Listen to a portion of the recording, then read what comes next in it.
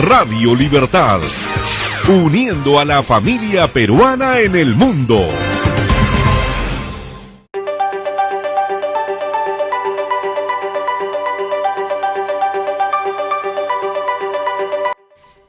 Hola amigos, ¿cómo se encuentran? Espero que bien. Aquí estamos otro sábado lleno de deporte aquí en tu programa deportivo a las 4 con Gustavo. Todos los sábados a las 4 de la tarde por Radio Libertad 820 de la amplitud modulada.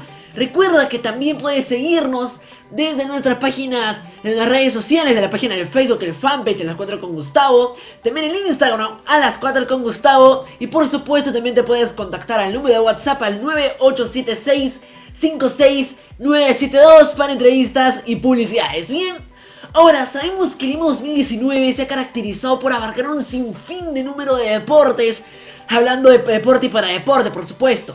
Uno de esos deportes, hablando de Juegos Panamericanos, el Lima 2019, tuvimos al remo, un deporte muy interesante del que vamos a hablar en esta oportunidad. Bien, a continuación vamos a hablar un poquito acerca de este deporte.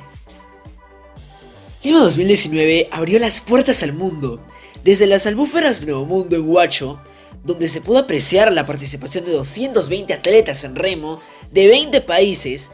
Lima 2019 nos recuerda que dicha disciplina es una prueba que demuestra velocidad, potencia, resistencia y sincronización, ya que los deportistas utilizan todos los grupos musculares. Ahora, ¿sabías que los grandes barcos eran impulsados por remos que se usaban en el antiguo Egipto y en Grecia? Pues sí, eran usados como medios de transporte para el comercio y para los funerales de los faraones por los llamados barqueros del Nilo. Se decía entonces que el remo pasa de condena humana a deporte. Se considera que el remo como deporte nació en Gran Bretaña durante el siglo XVII, como una actividad reservada a la alta nobleza de la sociedad británica y posteriormente a otros países de Europa. La primera competición de remo se celebró en 1715 en el río Támesis, donde competían los barqueros profesionales para ver quién era el mejor de la ciudad. Esta regata fue organizada por Thomas Doggett. En 1793 se da un importante paso para el desarrollo del remo, cuando el Colegio Eton inauguraba sus cursos de remo. La Universidad de Oxford siguió su ejemplo en 1815. Con esto fueron surgiendo las primeras competiciones escolares y universitarias. Una de las más famosas regatas del mundo fue la regata Oxford-Cambridge, que tuvo su primera edición el 10 de junio de 1829, ante más de 20.000 espectadores. El éxito de esta regata motivó a los remeros de Henley a realizar su propia regata, que desde 1851 conocemos como Henley Royal Regatta.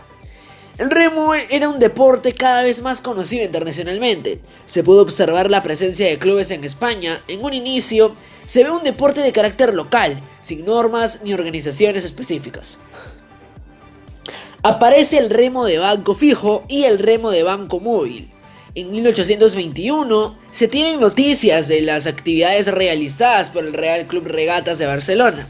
La expansión del remo a otros países influye en el deporte, permitiendo que se vayan introduciendo mejoras en la técnica y la tecnología, construyéndose embarcaciones cada vez más ligeras, rápidas y eficientes. La técnica también sufre cambios que van a permitir a los remeros aprovechar mejor sus capacidades para remar más eficientemente. En 1879 surge en Inglaterra la Federación Inglesa de Remo, con el nombre de Metropolitan Rowing Association, que se separa por completo del remo profesional para centrarse en el remo deportivo. En 1882 cambia el nombre a Amateur Rowing Association, primera asociación con presencia de reglamentos. Se podría decir que sienta las bases del remo internacionalmente, no siendo admitida durante algunos años. En 1882 se crean en España dos clubes de remo, el Club Catalán de Regatas, hoy conocido como el Real Club Marítimo de Barcelona y Real Club Mediterráneo de Málaga. Al igual que en Inglaterra, comenzaron a surgir clubes de remo por toda Europa y Estados Unidos. La aparición de todas estas asociaciones y clubes provocó enseguida la creación de federaciones nacionales, cada cual con sus propias normativas sobre las competiciones de remo. El remo ha tenido un desarrollo acelerado en sus conceptos tecnológicos, de construcción de embarcaciones y de remos, así como en la técnica de remar, y ha formado parte de los Juegos Olímpicos de París desde el año 1900.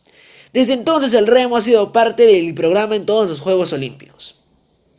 La alta competencia igualmente ha sido objeto de grandes adelantos en sus modos de entrenamiento. Actualmente es un deporte extendido a la mayor parte de los países de Europa, América, Asia, Oceanía y África. El 25 de junio de 1892 se creó la Federación Internacional de Sociedades de Remo, la FISA, con sede desde 1996 en Lausana, Suiza, convirtiéndose en la primera federación internacional deportiva de la historia, encargada de unificar el código y las normativas para todos los países y todas las competiciones que se celebraran. La Federación Internacional de Sociedades de Remo, la FISA, por sus siglas en francés, Fédération Internationale des Sociétés de l'Aviron, hoy en día es el organismo internacional que regula las competiciones de remo. Se distingue entre el remo olímpico, en el que se practican 14 modalidades, todas de banco móvil, y el de remo no olímpico, que dispone de más modalidades e incluye también el remo de banco fijo. El olímpico masculino desde 1900 y el femenino desde 1976. Ahora, la Federación Peruana de Remo apoya la disciplina de remo peruana en su totalidad, formando deportistas líderes.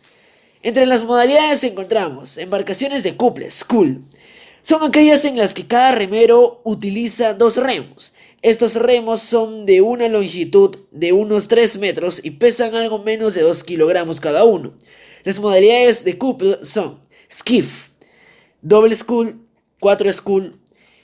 Embarcaciones de punta. Son aquellas en las que cada remero utiliza un solo remo. Estos remos son largos, miden entre 3.75 y 3.85 metros y pesan alrededor de 3 kilogramos.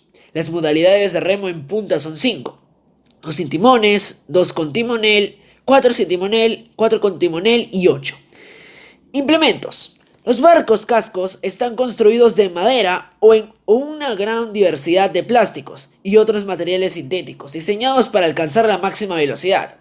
Han de ser resistentes a los grandes esfuerzos y al mismo tiempo ligeros de peso, con pequeñas diferencias según el tipo de bote, punta o couple. Algunas características. Este deporte se realiza principalmente en el mar, pero las competiciones se suelen realizar en lagos y embalses. Las condiciones ideales para realizar esta prueba es que sea ejecutada en zonas de aguas tranquilas. La zona en la que se realizan las regatas está señalizada con boyas naranjas, los 250 metros con boyas azules, señalizan los 1500 metros siguientes y los últimos 250 metros se señalizan con boyas de color naranja. Timonel. Es el deportista que se sienta mirando al resto, llevando el timón y toma las decisiones. El número de participantes depende de la modalidad que se practique, pudiendo ser desde 1 hasta 9. En el caso de varios participantes, los remeros se sitúan uno detrás de otro formando una fila. La vestimenta. Los deportistas llevan unos pantalones cortos y una camiseta, generalmente ambos son de licra. Las categorías. De banco móvil. El carro se suele desplazar sobre las vías. Puede ser remo en couple, utiliza remos cortos y cada remero lleva 2 remos. Dentro de esta clase se distinguen skiff o single solo, doble scull o doble par, 4 scull o cuádruple, remo en punta sin timonel, a 2 sin timonel, a 4 sin timonel, remo en punta con timonel, 2 con timonel, 4 con timonel y 8 con timonel. Y de banco fijo, en esta disciplina el carro no se mueve, por lo que es más difícil para los participantes. Hay distintos tipos, como las traineras, que son embarcaciones gobernadas por un patrón, cuya tripulación está formada por 13 remeros. Las trainerillas, esta embarcación también cuenta con un patrón cuya tripulación está compuesta por 6 personas. Los bateles, formado por 4 tripulantes y un timonel, y los faluchos, compuesta por patrón y 8 remeros. El móvil de remo, hay chumaceras, son unos aros hechos de plástico que mantienen los remos en su sitio, evitando que se salgan y permitiéndoles girar. Las pedalinas, los deportistas ponen los pies sobre ellas y estos quedan inmovilizados. Se puede regular su inclinación dependiendo de las necesidades de la persona, pero lo más usual es tenerlas con una inclinación de 40 grados. Portante, que es una plataforma que se encuentra en el exterior del casco y sirven de punto de apoyo para los remos. La orza es una pieza alargada hecha del mismo material que el casco, que sobresale por la parte de abajo de la embarcación. Las cuadernas, que se apoyan sobre la orza impidiendo que entre el agua. Las vías, que solo se utilizan en el remo de banco móvil, sobre ellas se desplaza el carro. El carro o banco es el lugar donde se sienta el deportista. Va montado sobre unas ruedas que permiten su desplazamiento hacia adelante y hacia atrás. La bañera, que es el hueco situado entre el casco y la pedalina, lo que permite la colocación de los pies por debajo de la línea que forma el banco. Los remos se utilizan para propulsar la embarcación. Están hechos de madera o de fibra de carbono y son huecos por dentro. ¿Cuáles son las partes de remo? Entonces se preguntarán ustedes. Bien, tenemos la empuñadora, que es el lugar por el que se sujeta. El collar, que es la zona que queda apoyada en el portante. La pala, que es muy fina y simétrica, está diseñada para que salgan rápido del agua y para que aproveche lo máximo posible en el arrastre del agua. Y la manga, que es la parte del remo que queda entre la pala y el collar. Hay dos clases de remos. Los remos largos, que se utilizan para remar en punta, miden entre 3.73 y 3.75 metros. La pala mide 55 centímetros de largo y 26 de ancho. Los remos cortos se emplean para remar en couple. Este remo es más pequeño que el anterior, mide entre 2 a 2.5 metros y la pala mide 44 centímetros de largo y 21 de ancho. Bien, ahora sí, vamos a ir presentando a nuestro invitado de honor. Bien, él, como siempre, un peruanazo. Él tiene 34 años, practica remo en el Club Regatas Lima desde los 13 años. Campeón sudamericano en los Juegos Odesur Buenos Aires 2006 y 2 veces campeón bolivariano, medallista de bronce en Copa del Mundo Múnich, Alemania 2011 y olímpico en Londres 2012. Todo ello, por supuesto, en su deporte en el remo. Formó parte de la fundación del primer club de remo en Piura a fines del 2014, siendo presidente en los años 2015-2016 y en el año 2017 director de recreación del IPD, siendo en el año 2018 y en el 2019 director de deporte de afiliados en el IPD, obteniendo el premio a las buenas prácticas en gestión pública otorgado por la ONG Ciudadanos al Día. En la gestión se implementaron exitosamente las indicaciones de desempeño a las federaciones deportivas nacionales, presupuesto por resultados. Asimismo, se logró una cosecha histórica de medallas en los Juegos Panamericanos de Lima 2019. De profesión, él es abogado de la Pontificia Universidad Católica del Perú, la PUCP, habiendo asimismo alcanzado el máster en gestión deportiva por el Johan Cruyff Institute en Barcelona, España. Con ustedes, aquí está en el programa, Víctor Aspíaga Alay, quien tenemos el gusto de tener en este programa y a quien recibimos con un fuerte voto de aplausos.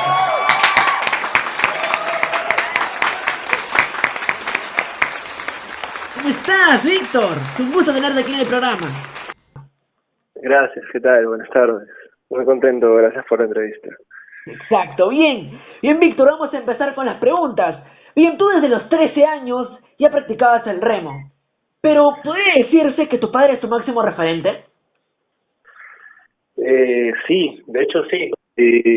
Mi papá remaba y yo crecí desde niño yendo a ver competir a mi papá remo en la punta. Mi papá había remado de más joven, entre los 20 hasta los 23, entre los 17 y los 23 años, y luego tuvo que dejar el remo por los estudios, el trabajo, y él tuvo un regreso al remo como a los 35 años, y compitió en categorías todavía de elite, ¿no? De categorías open. Entonces yo me gané con mi papá compitiendo en sudamericanos y eso me motivó bastante. Interesante, interesante. Entonces se podría decir que eres a ella, eres a la familia, ya este deporte vino hacia ti y tú te enamoraste a primera vista del remo y ahora eres todo un profesional. Y bien, si bien en la mayoría de países mayoritariamente se sigue el fútbol como deporte principal, siendo que el remo prácticamente se ha reapuntado con el apoyo de sus grandes deportistas, como es tu caso. Sin embargo, como la mayoría de deportes, falta aún más apoyo. Entonces, ¿qué fue lo que manifestó tu interés en su práctica? Mi interés en el remo, bueno, de hecho no me interesaba mucho al comienzo. Me gustaba verlo, seguirlo, pero cuando lo probé, no tuve mucho éxito. De hecho, mis primeras 3, 4 regatas las perdí. Y ya no quería remar, quería hacer otro deporte, dedicarme a estudiar nomás. Y mi papá me dijo, prácticamente me obligó. Me dijo, mira, ¿sabes qué? No te voy a dejar retirarte del remo hasta que ganes una regata. Entonces me entrené, me saqué la mugre para ya no remar más. Y cuando gané mi primera regata, fue tanta la emoción, el logro que sentí, que ya me enamoré totalmente de remo. Disfruté cada minuto del proceso de entrenamiento y haber logrado con todo mi sudor esa victoria. Allá, ahí quedé enganchado. Exacto, y ahora se me ha surgido una pregunta. Usted, claro, tú era por el hecho también un poco de la frustración, el hecho de no haber ganado una regata hasta el momento. Sin embargo, a partir de esa victoria, tus próximas derrotas, ¿cómo las viste? Mis siguientes derrotas ya eran, o sea, como ya sabía que estaba en mí, digamos, darle la vuelta a un resultado, yo ya digamos, me obsesionaba por ver, digamos, qué tenía que cambiar de mi entrenamiento para poder alcanzar la victoria sobre el determinado rival que me haya ganado. Y eso fue algo que me acompañó durante toda mi carrera, ¿no? Primero tuve, me acuerdo, un muy buen rival en infantiles, después tuve otros en juveniles, de ahí, bueno, un argentino a nivel sudamericano, que también logré, o sea, les iba ganando después de tiempo, ¿no? Incluso cuando competía a nivel mundial, llegaba a los mundiales y me cansaba de escuchar el himno de Alemania en los mundiales, porque los alemanes en ese entonces ganaban la mayoría de regatas, y yo decía, escucha, ¿cuándo será que un peruano algún día puede meterse una medalla a nivel mundial? Entonces, todo eso me llevó a meterme dentro del remo más allá de lo que me dijera mi entrenador, eso es lo que toca hoy día, sino que yo investigaba, leía, cuando viajaba le preguntaba a la gente de otros países, oye, ¿y tú qué haces? ¿Y cómo es tu entrenamiento? ¿Y cuándo remas? Así. Y así fue como que se fue armando mi pasión por el remo, ¿no? Exacto, ahora también hay que realizar un pequeño paréntesis, ¿no? Aquí muchos piensan el deportista se hace debido a sus victorias, lo cual no es totalmente cierto. Un deportista, junto a sus victorias, junto a sus derrotas, se hace más grande. Entonces hay que también verificar eso, y como lo decía Víctor, ya la actitud era diferente, la motivación ya había cambiado ese chip, por lo tanto, ya se veía de una manera distinta para seguir progresando. Y bien, coméntanos brevemente en qué consiste la práctica del remo y qué etapas se tiene desde que ingresas con el casco al agua y cuando sales de ella. Bueno, esa parte me la sé bien porque tuve la oportunidad también de organizar un club prácticamente desde cero, ¿no? Y bueno, te diría que la edad ideal para empezar a remar sería los 12, 13 años. Yo, si bien empecé a entrenar a los 13, mi papá me subió un bote a mí a los 7 años, pero a esa edad el remo no te va a enganchar tanto porque los niños prefieren un deporte que sea más juego, más interacción. En cambio, a los 12, 13 años, cuando ya estás así en pubertad, que te vuelves un poco más competitivo, ahí es el remo, digamos, un deporte que te puede enganchar. Y así empezaba en Piura, por ejemplo. Llegaban los remeros y yo los sacaba primero en un bote de doble conmigo, les enseñaba los principales movimientos, y en una o dos clases ya podían remar en un doble conmigo, y después venía, digamos, el gran reto, ¿no? Que en todas partes del mundo es difícil, ¿no? Es subirse a un bote de single. Así como es mucho más difícil de lo que parece, porque tienes que tener un equilibrio bien fino. Tanto así que en otros países lo primero que te enseñan cuando te subes a un single es a voltearte en el bote, caerte al agua y volverte a subir. Eso es porque si después tuvieses un accidente cuando estás remando y te volteas en el bote y no tienes nadie que te ayude, ningún entrenador cerca, tienes que haber aprendido primero a subirte solo al bote de nuevo. Entonces, ese es un proceso muy importante. Luego, una vez que agarras lo que es el single, es como subirte a la bicicleta e irte montando. Y es así, el remo es así como tú practicas un deporte aeróbico, bicicleta, y te vas a hacer fondo, o corriendo y te vas a hacer fondo, en remo también. en el lugar correcto, te subes y te vas a remar fondo, mar adentro, los que reman en el mar, o los ríos en Europa a través de los canales. Bueno, en Piura también en el río Piura, que tiene un canal con agua quieta porque tiene una represa, perfecto para remar. Ajá, algo interesante, ¿no? También el hecho de poner a los deportistas en todas las situaciones posibles para que sepan cómo manejar dicha situación para salir a flote. Entonces, algo muy importante también se impulsa ello, y también para reforzar el tema de la coordinación sirve mucho, le ayuda también al momento de realizar el deporte. Y bien, entonces, hablando de ya el deporte en sí, ¿cuáles son las penalidades del remo? O sea, por ejemplo, ¿qué penalidades existen en el remo? ¿Qué cosas no se pueden hacer en una competencia? Bueno, robar partida. Ah. Te diría que ahora ya ha cambiado un poco esta costumbre, porque ya en muchos países existen, digamos, partidores electrónicos, en el sentido de que tienes un aparato que te sujeta el bote y no puedes partir hasta que dan el go, se baja ese aparato, se hunde en el agua y sale tu bote, ¿no? Pero antes, o en algunos lugares que no tienen esa práctica, tú puedes, digamos, adelantarte a la voz del juez, y el juez es una persona, y si no te vio y partió la regata, bueno, pues, ¿no? Entonces ahí puedes tener una penalidad. Después tienes carriles, no puedes salirte de tu carril a la hora de la regata, o sea, cada bote va por una línea marcada por boyas, pero así como te comentaba que no hay partidores en muchos países del mundo, tampoco hay carriles en muchos países del mundo. Entonces, cada bote, por ejemplo, si uno se va para adelante, no se puede meter al carril del que va atrás porque le deja las olas, entonces eso es una penalización, y así, ¿no?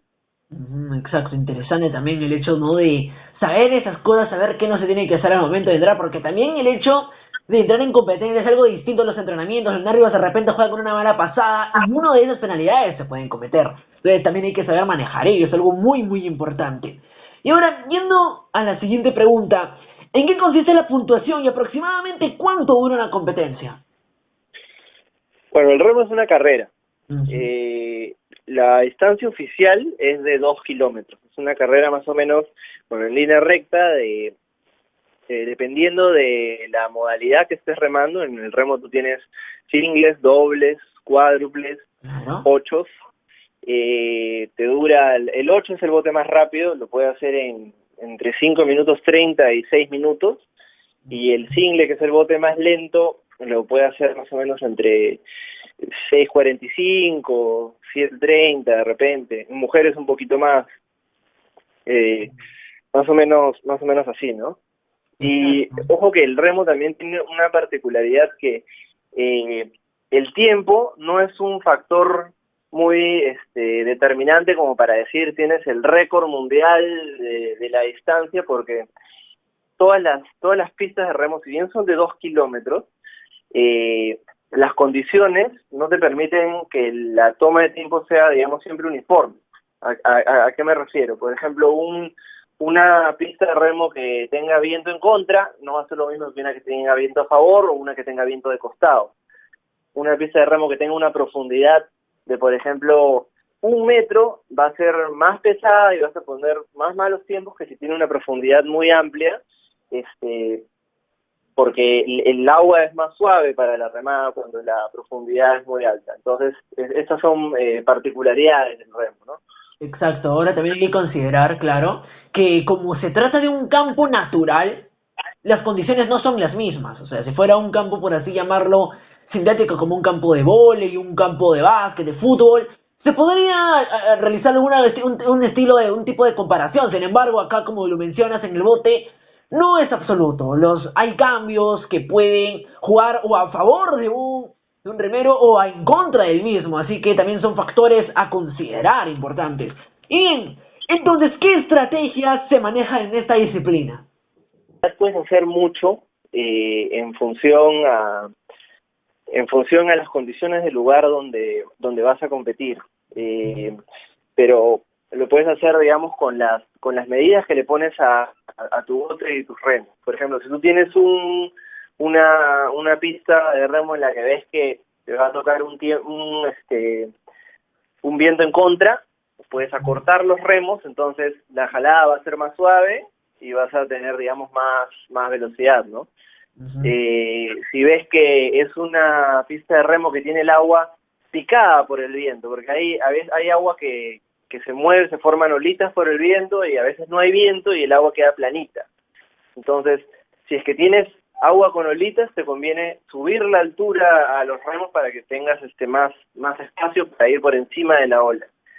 Y si es que no hay viento, te conviene bajar la altura para que tu remada sea más horizontal, ¿no? Esas son algunas estrategias, ¿no? De ahí hay otras estrategias de carrera, ¿no?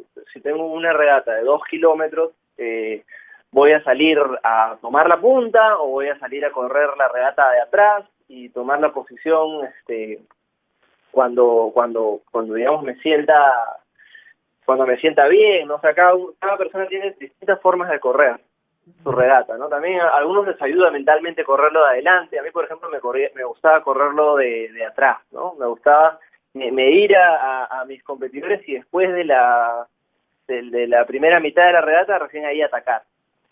Y eso siempre me ha acomodado más en realidad. Sí, exacto, interesante también eso de las estrategias, considerando, como lo mencionamos anteriormente, que son factores que uno no puede manejar al 100%, sabiendo que son factores de la naturaleza propia, de la naturaleza misma, y que el ser humano no va a poder manejar al 100%. Y bien, entonces, ¿hay alguna característica en el biotipo de quienes practican esta disciplina, tanto damas como varones? Sí, de hecho, extremidades largas. Los que tengan extremidades largas pueden tener un largo de remada más amplio, lo que no necesariamente es igual a ser alto, porque en el remo tú puedes ser alto, pero porque tienes, digamos, un tronco alto, pero puedes tener brazos cortos, y no vas a tener el mismo alcance que alguien que tenga brazos largos y piernas largas.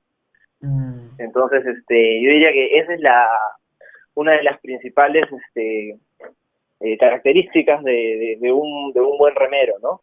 Después, tienes una categoría por peso, 2 categorías de hecho, es hasta 72 kilos y arriba de 72 kilos. Y claro, la categoría está por la misma razón que existen categorías de peso en otros deportes, porque bueno, un deportista más pesado se entiende que es más fuerte que uno más pequeño, ¿no? Y ahora, por ejemplo, en el caso del vóley, si las voleibolistas, la mayoría tienen que ser altas es uno de los requisitos también, y si hay una voleibolista que no tenga la altura suficiente, esta debe ser ágil. Al igual que en el fútbol hay ciertas posiciones en las que uno puede variar en la altura. Entonces, en el remo, en el caso de una persona que tenga brazos cortos, piernas cortas, ¿qué requisitos tendría que cumplir para poder participar a nivel competitivo? Bueno, de entrada, una persona con esas características va a competir en la categoría de peso ligero. O sea, de menos de 72 kilos. Y obviamente, bueno, tiene que tener una capacidad aeróbica bastante desarrollada para compensar la falta de potencia y palanca que pueda tener por no tener la altura requerida. Y interesante que menciones lo del básquet y el vóley, porque el remo es el único deporte olímpico fuera de deportes de combate y levantamiento de pesas que digamos todavía se permite tener categoría de peso, y hay fuertes discusiones para retirar esta categoría de peso en el remo olímpico, por el mismo argumento que tienen para el básquet y para el vóley, ¿no? O sea, no existen categorías para personas de baja estatura en básquet y vóley, porque las hay en remo, ¿no? Claro. Pero se mantiene porque sí existe una ventaja obvia, ¿no? Exacto, interesante, y también hay que considerar eso, el peso. Debemos estar atentos a que hablen de esas noticias, también hablando acerca de esas actualizaciones en cuanto al reglamento de los deportes. Si bien, ahora, regresando un poco en el tiempo, también, En noviembre del 2006, fuiste campeón en Juegos Sudamericanos Buenos Aires, Argentina, o del Sur 2006, en categoría par de remos cortos peso ligero. Lograste la medalla de oro, felicitaciones por cierto, al cronometrar 7 minutos 24 segundos y 760 milésimas de segundo, superando a Ronaldo da Gama Vargas de Brasil, que obtuvo la medalla de plata, y al chileno Daniel Iván, que obtuvo la medalla de bronce. Entonces, coméntanos, ¿cómo fue esa competencia para ti? Bueno, ese era ganar esa competencia era mi sueño desde chico, porque como te comenté, yo vi a mi papá competir sus últimos años en la categoría Open, en la categoría abierta, y mi papá había regresado al remo a los 34, 35 años y compitió, digamos, en la categoría Open hasta los 42, tratando de lograr un campeonato sudamericano. Él había sido subcampeón sudamericano 2, 3 veces, me parece, y nunca había podido ganar un sudamericano. Incluso me llevó de viaje acompañándolo a su último sudamericano, que fue en Chile en el año 94, donde no pudo lograr el objetivo otra vez, quedó puesto tercero.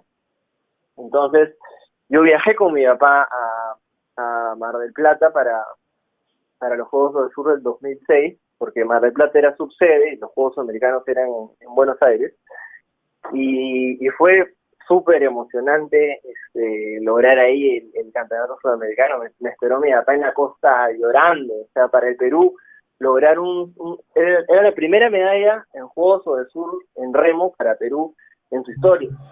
Nosotros, y creo que en categorías abiertas era el cuarto o quinto bote peruano que ganaba un sudamericano. Entonces era como algo bien importante para el remo peruano en ese momento, ¿no? El último sudamericano antes de ese que se había ganado había sido en el año 93, me parece. Entonces te imaginarás, fue lo máximo, uno de los momentos más felices de mi vida. Interesante, también felicitaciones por ello, porque es algo importante el hecho de marcar solo un antes y un después en el deporte peruano.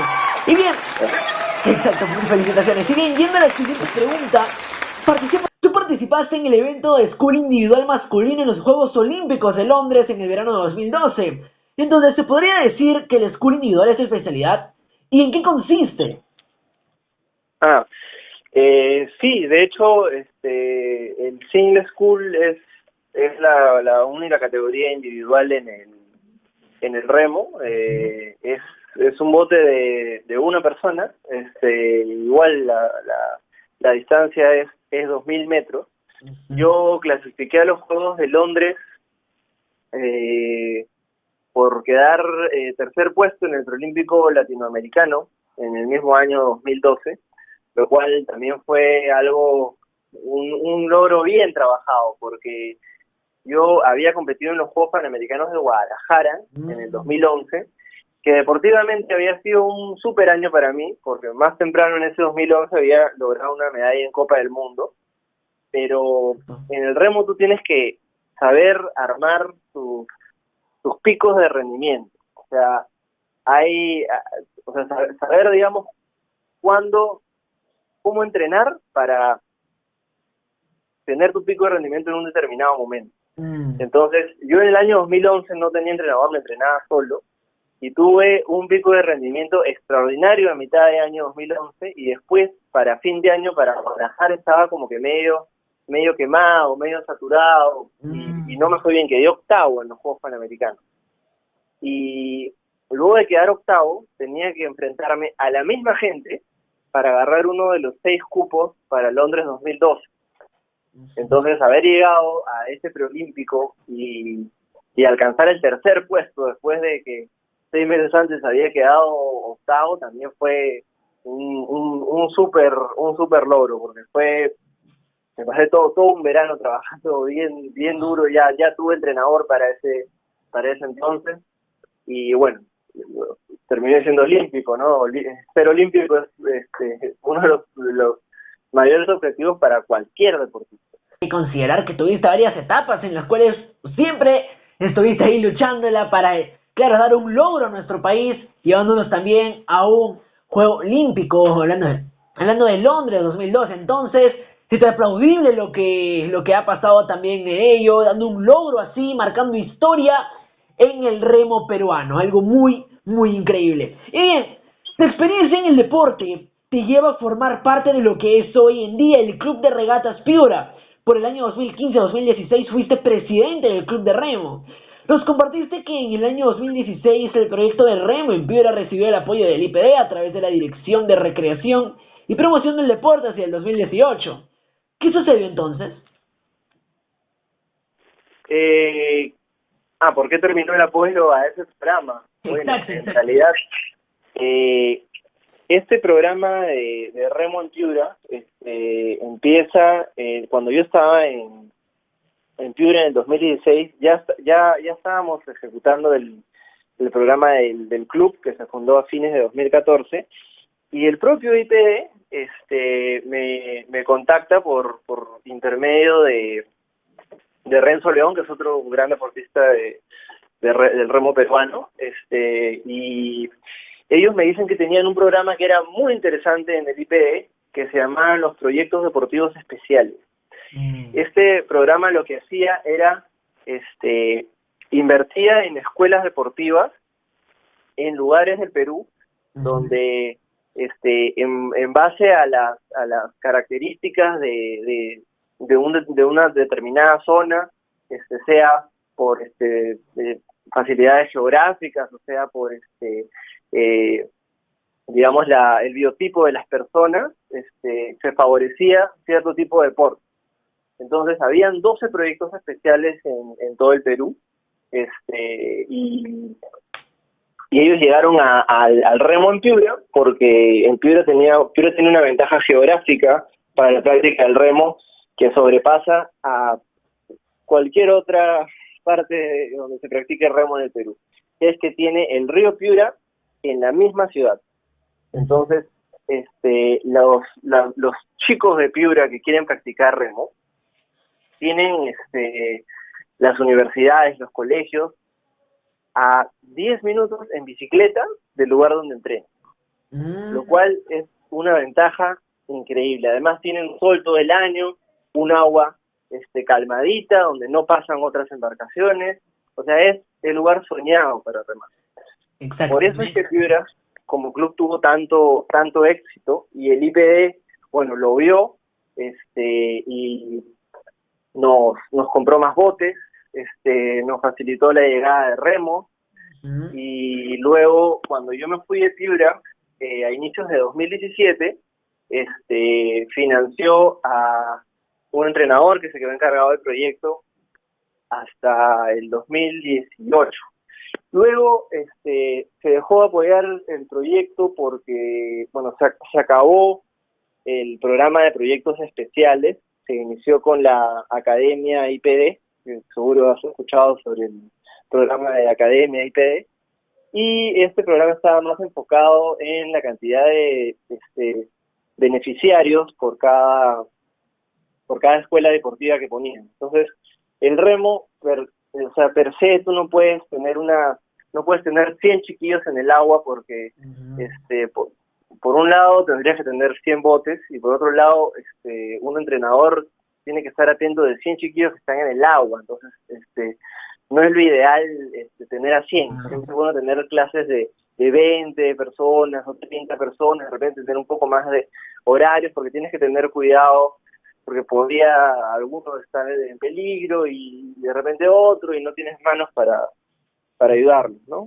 Exacto, también hay que considerar, claro, que la enseñanza de este tipo de deportes como lo es el remo, considerando que también tiene cierto riesgo para aquellos que recién están empezando, entonces necesitan también una enseñanza de carácter personalizado, y también lo que mencionabas antes, el hecho de, claro, algo responsable, tomar responsabilidad del caso. Y algo también lo mencionaste acerca de la masificación por parte del IPD, hablando de los botes, de la entrega de los botes, de material, implementos necesarios para aportar al deporte también y descentralizarlo. Y hablando también de Piura, que como tú lo mencionas, es una potencia geográficamente e hidrográficamente, hablando de para aplicar ciertos lugares estratégicos, aplicarlo al remo, aplicarlo a este deporte.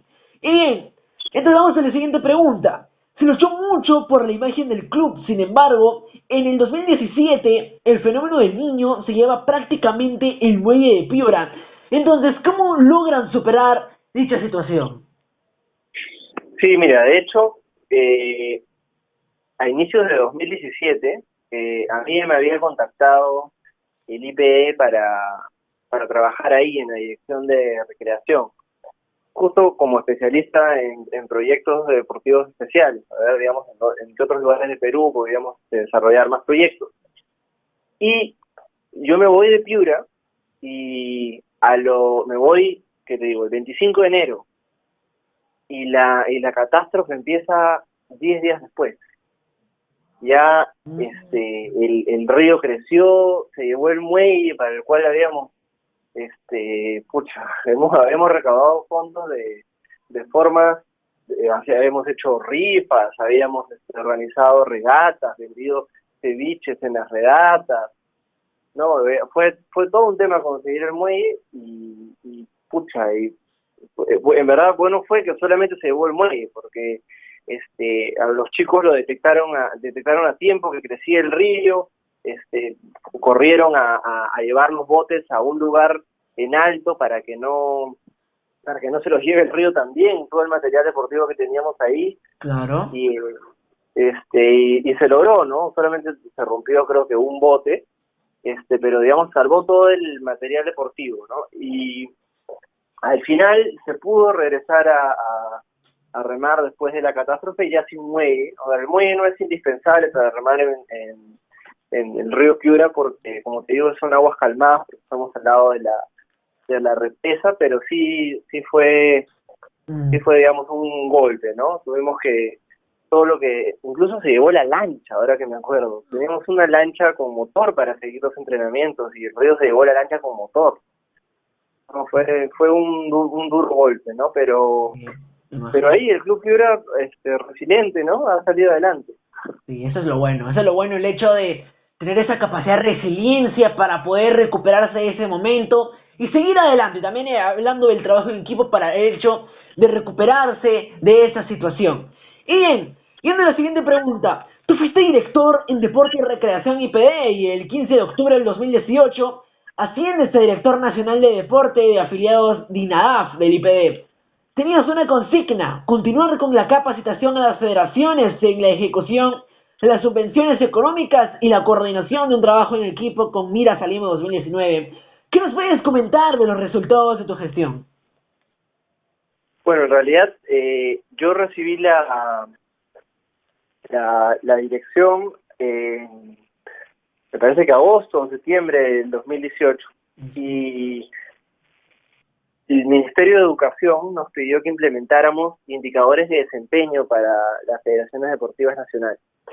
Es decir, que se premie a los entrenadores que mejor ejecución realizaban, perdón, a las federaciones que mejor ejecución de gasto realizaran, que tengan mejores resultados, para poder darles mayor presupuesto a los que hagan buen trabajo y menos presupuesto a los que hagan menos, ¿no? Entonces nosotros teníamos que implementar desde INADAF la normativa para regular lo que quería el Ministerio de Educación. No podíamos poner resultados, no podíamos poner indicadores deportivos, porque la consigna era utilizar el presupuesto dentro del mismo año. O sea, querían que evaluemos a las federaciones en junio y en función a la evaluación de enero a junio entregar un segundo bloque de presupuesto para la segunda mitad del año. Entonces, si nosotros implementábamos resultados deportivos, no iba a ser justo para todas las federaciones, porque algunas federaciones tienen campeonatos en septiembre, otros tienen campeonatos en abril, otros tienen campeonatos en julio. Entonces de repente alguna no tenía ningún resultado deportivo a junio y se iba a quedar sin presupuesto. Entonces lo que hicimos fue crear indicadores administrativos, que más que nada alinean a las federaciones a una correcta ejecución del gasto de la subvención que les da el IPD. Entonces, las federaciones más ordenadas recibieron mejor presupuesto y generalmente las más ordenadas o las más organizadas son a su vez las que tienen mejores resultados deportivos, ¿no? La mayoría de las veces. Entonces, lo que sí se propuso a Minedo y no se logró implementar en la ley de presupuesto del 2019 fue que se permite evaluar los resultados deportivos cada 4 años, porque 4 años son el ciclo olímpico. Entonces una federación que nos deje bien en el medallero de Juegos Bolivarianos en el año 1, en Juegos del Sur en el año 2, en Juegos Panamericanos en el año 3, y tenga más clasificados a los Juegos Olímpicos en el año 4, debería recibir más presupuesto, ¿no? Claro. O sea, esa sería la única forma en que tú puedas implementar indicadores deportivos para otorgar más presupuesto a federaciones. Claro. Y me imagino que eso se está trabajando actualmente, en la gestión actual en el IPD, ¿no? Porque este año se decía que iban a empezar con administrativos y iban a ver cómo incorporar los deportivos, pero justo ha empezado este problema ahorita y todo está parado, ¿no? Exacto. Entonces, yendo a la siguiente pregunta y hablando un poco también de eso, presupuestan subvenciones al deportista. A mediados de octubre del año pasado ocurre un conflicto de tipo administrativo que podríamos decir en el IPD, en el cual se venían perjudicando alrededor de 150 deportistas, retirándoseles el apoyo económico que venían persiguiendo. Sin ahondar mucho en el tema, que se tratara en su oportunidad, bajo esta experiencia a la fecha, ¿qué medidas se han venido tomando y qué crees que hay que fortalecer? Ya, bueno, en realidad este fue un conflicto que hubo entre el órgano de control interno del IPD, que es, digamos, el brazo de la Contraloría dentro de las instituciones públicas, y la DINADAP. Lo que pasó ahí fue que DINADAP tenía un reglamento del programa de apoyo al deportista y lo interpretaba de una forma, pero Contraloría lo interpretó de otra forma, porque Contraloría no tiene especialistas deportivos trabajando en su fila. Entonces, para Contraloría había una serie de deportistas que no debían estar en el programa.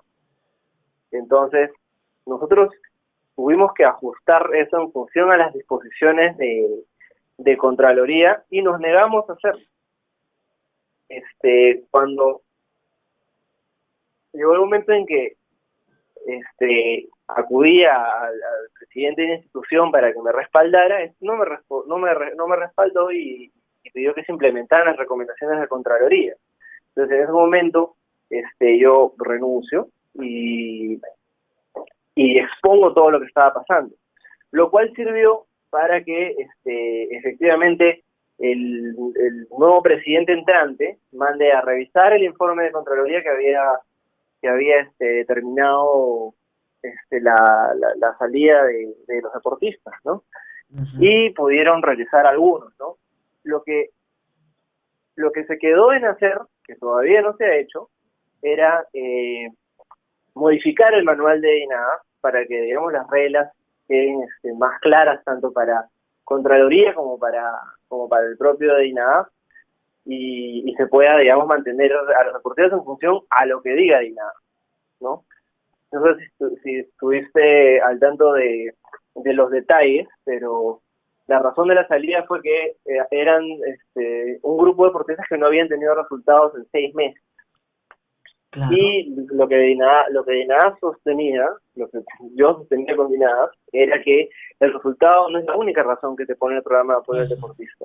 Porque tú puedes no haber tenido competencias, o te puede haber ido mal en una competencia, pero tú sigues manteniendo un buen ranking internacional, tú sigues manteniendo una buena marca, tienes récords.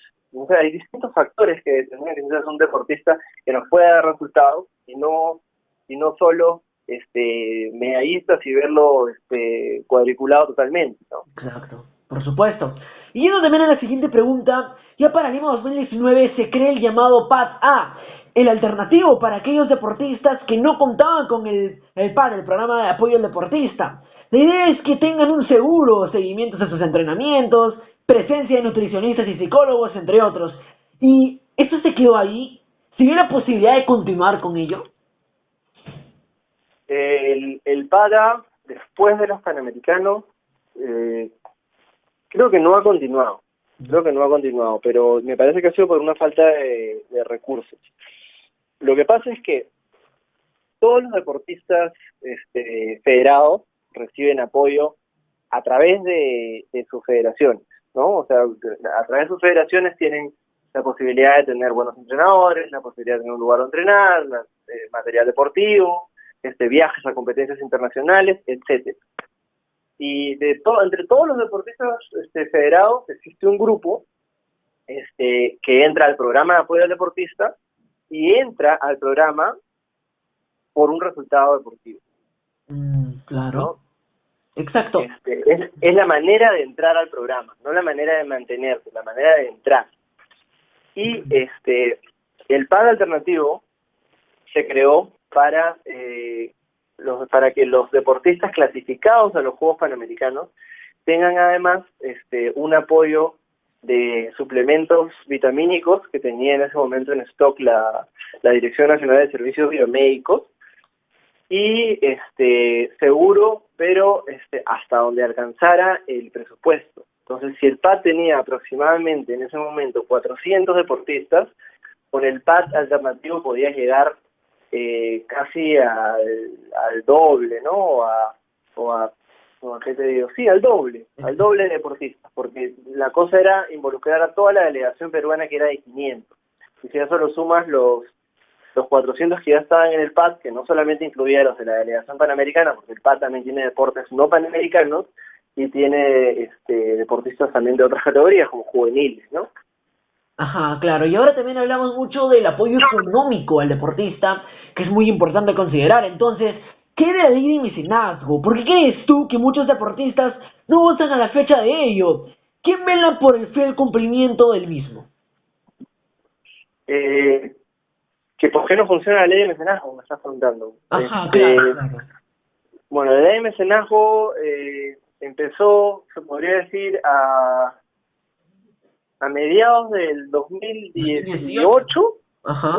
Sí, ya estaba todo listo con todos los reglamentos necesarios para empezar.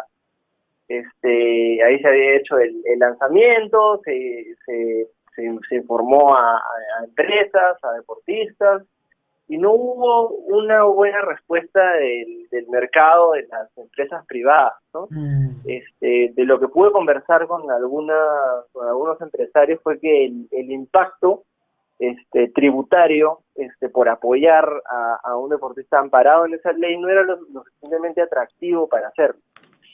Entonces, y además lo veían un poco engorrón, ¿no? Preferían hacer apoyos directos a deportistas sin acogerse a la ley de mecenazgo.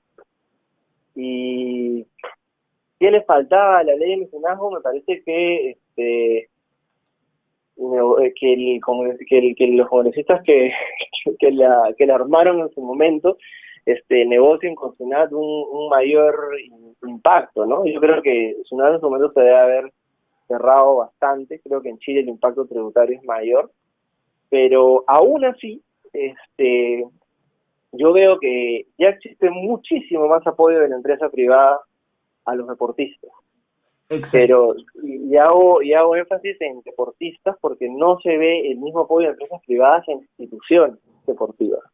Y yo creo que una institución deportiva como una federación que reciba auspicios y recursos privados puede beneficiar muchísimo más al deporte peruano, y que tú le des directamente al deportista el apoyo, que también está bien, pero siento que la debilidad del deporte peruano es la institucionalidad. Sí, claro.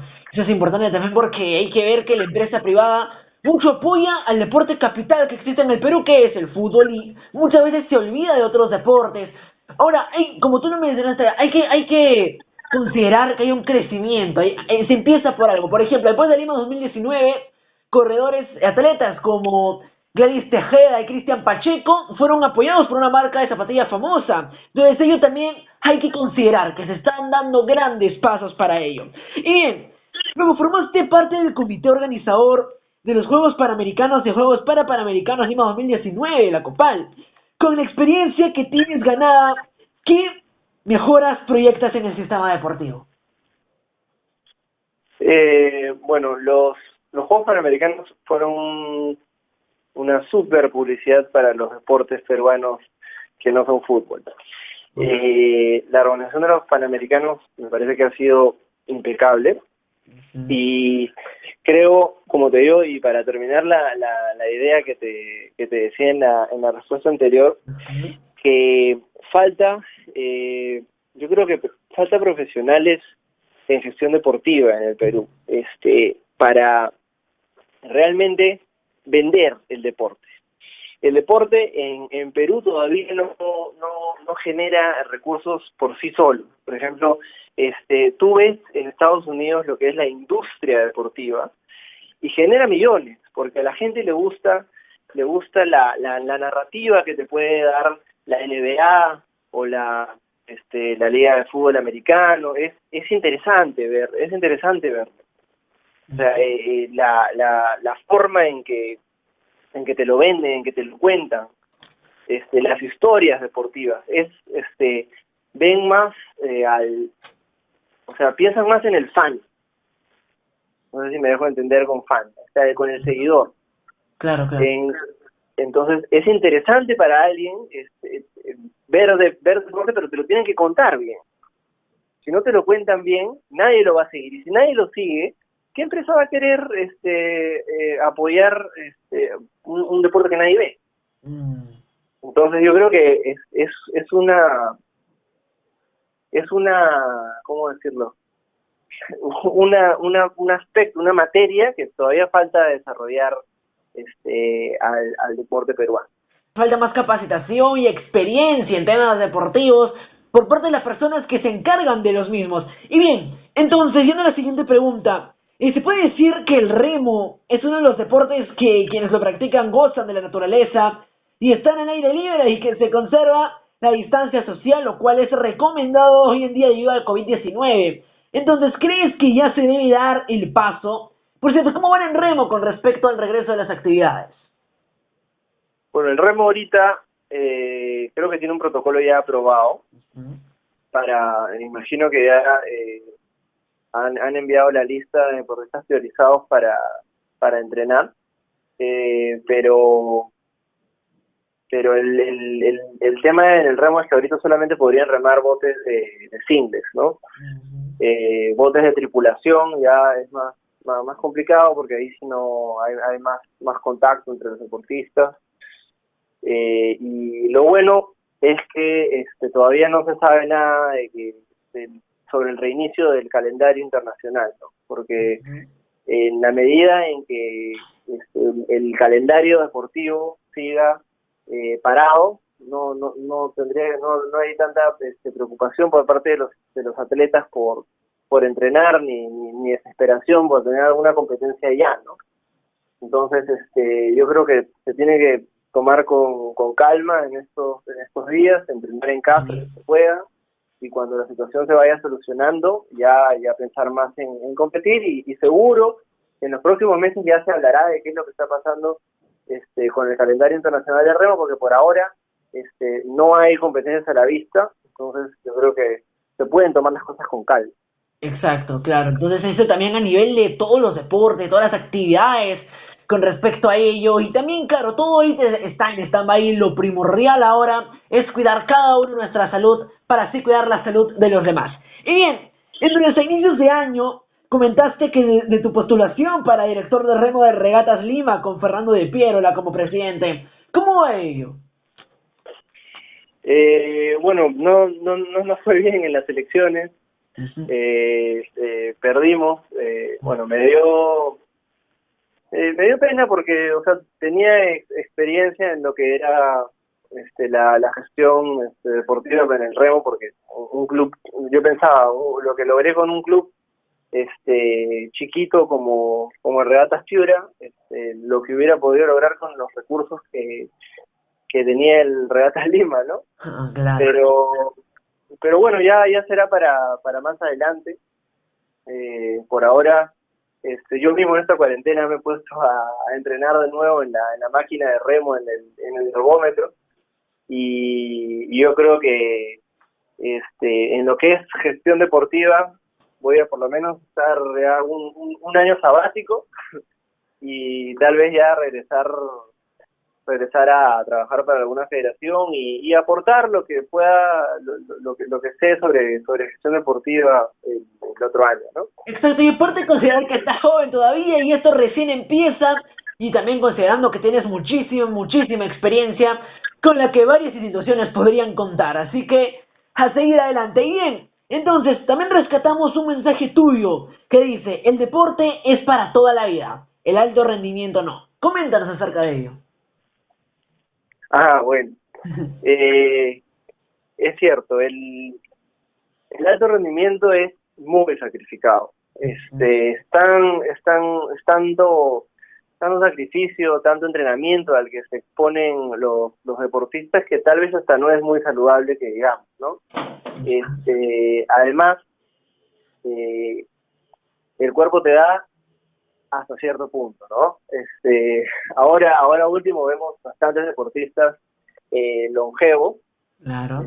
que inspiran, ¿no? LeBron James, Tom Brady, y Roger Federer, Serena Williams, y te puedo decir varios. O sea, que uno podría pensar que ahora de repente la cúspide de los deportistas puede ser hasta los 40 años.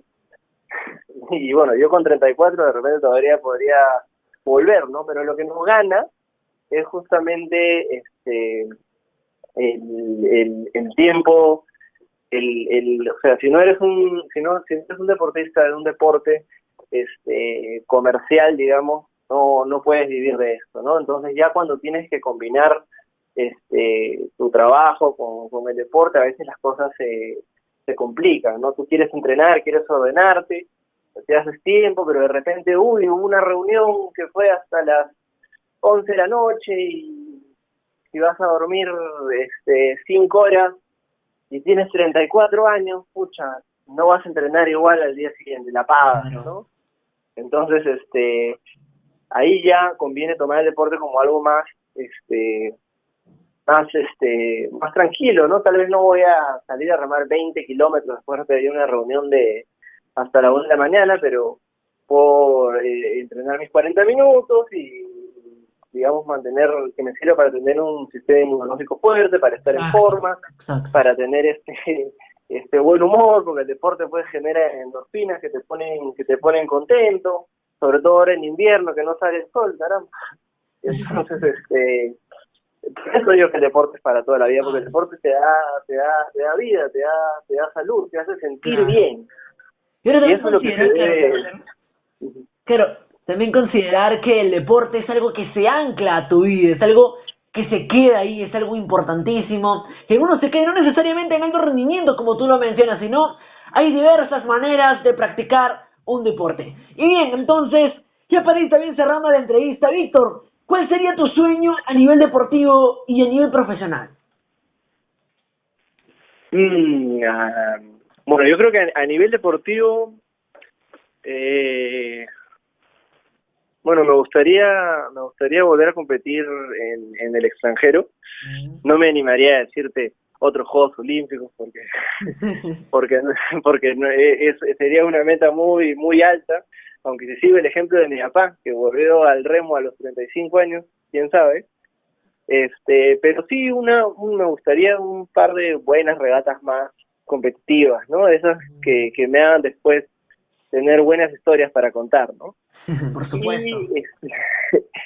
Y a nivel profesional,